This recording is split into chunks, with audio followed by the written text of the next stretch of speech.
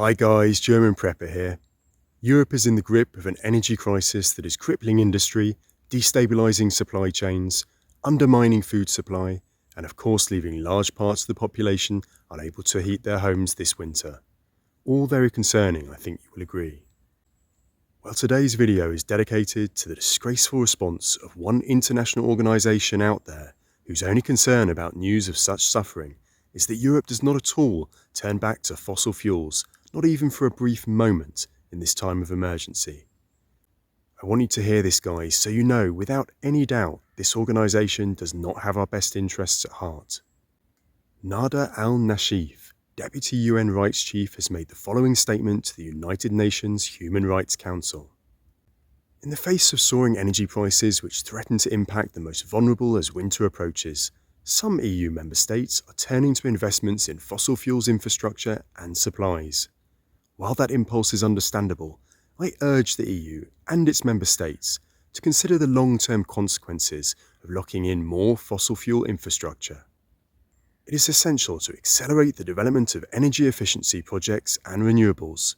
There is no room for backtracking in the face of the ongoing climate crisis. In line with their international human rights obligations, I encourage all states to seek an ambitious outcome at UNFCCC COP27, including to address loss and damage and meet and increase climate finance commitments.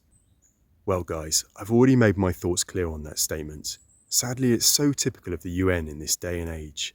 Its various organs and so-called specialised agencies are for the most part now no more than compromised political mouthpieces for authoritarian regimes, the worst tendencies of state overreach, and secretive agents of one world governance. Can you tell I'm not a fan of the UN so much today, guys? It certainly is not stopping the world from falling into chaos and war, which was its supposed mandate. To really stir the pot, here is a recent quote from Dmitry Medvedev, arguably the second most powerful man in Russia. The other day, the Americans called for some compromises in reforming the UN Security Council and the rejection of maintaining the status quo. Compromises are different. If we are talking about an attempt to hack into the powers of the permanent members of the Security Council, undertaken by the United States in a zoological, anti-Russian frenzy, then here they are tormented to swallow the dust. Otherwise, the UN will suffer the fate of the bankrupt League of Nations. A question for you all now to end.